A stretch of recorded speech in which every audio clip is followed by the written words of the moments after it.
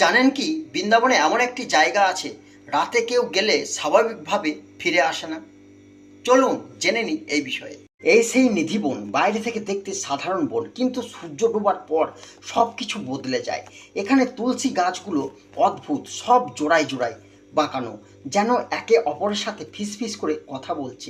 বিশ্বাস করা হয় এই গাছগুলি গোপী বালিকায় পরিণত হয় রাসলীলা নৃত্য পরিবেশনের জন্য, এবং ভোরবেলায় তারা আবার বৃক্ষ হয়ে যায়। লোককথা বলে প্রতিদিন গভীর রাতে আসে স্বয়ং শ্রীকৃষ্ণ, শুরু হয় রাধা গোপীদের সাথে রাসলীলা। রাত হলে মন্দিরে রাখা হয় বিছানা, পান, মিষ্টি, কিন্তু সকালে দেখা যায় সব এলোমেলো, মনে হয় সত্যি কেউ ব্যবহার করেছে। সবচেয়ে ভয়ঙ্কর বিষয় হলো, যে কেউ এখানে লুকিয়ে থেকেছে সে পাগল হয়ে গেছে, নয় সে কোনোদিন ফিরে আসেনি।